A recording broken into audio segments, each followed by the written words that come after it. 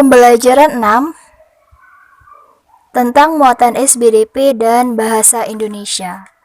Muatan SBDP mengamati berbagai hasil karya seni 3 dimensi. Pada pembelajaran sebelumnya, kamu sudah pernah mengamati berbagai gambar karya 3 dimensi berupa gerabah. Sekarang, ayo perhatikan gambar berbagai karya 3 dimensi berikut ini. Karya 3 dimensi dapat dibuat dari berbagai bahan. Berikut alat dan bahan yang dapat digunakan dalam pembuatan karya 3 dimensi.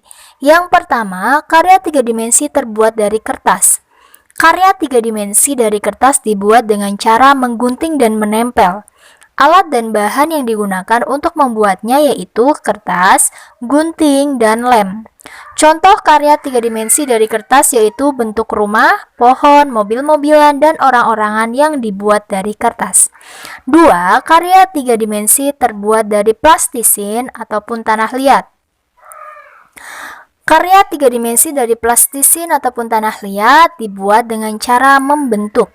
Bahan yang digunakan untuk pembuatan karya ini yaitu plastisin maupun tanah liat. Plastisin atau tanah liat dibentuk dengan tangan.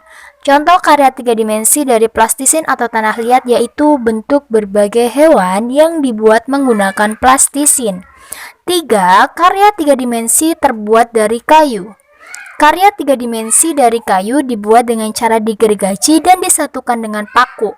Alat dan bahan yang digunakan dalam pembuatan karya 3 dimensi dari kayu yaitu kayu, gergaji, paku, dan palu. Contoh karya 3 dimensi terbuat dari kayu yaitu meja, kursi, dan lemari.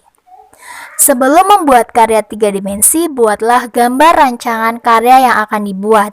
Hal ini bertujuan untuk memberikan panduan tentang bentuk yang akan dibuat. Sekarang kita akan berlatih membuat pohon dari plastisin. Ikuti langkah-langkah berikut. Yang pertama, siapkan alat dan bahan. 2. Bentuklah atau buatlah bagian-bagian pohon jagung.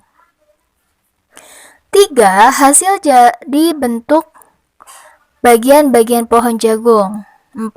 Satukan bagian-bagian pohon jagung.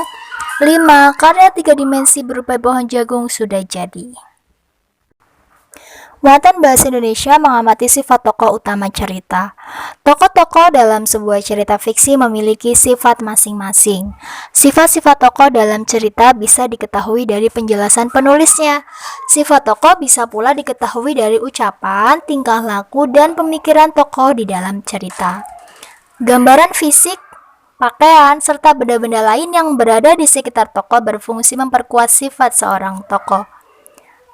Pertemuan sifat tokoh-tokoh di dalam cerita mengakibatkan konflik. Konflik yang terjadi menjadikan sebuah cerita menarik untuk dibaca.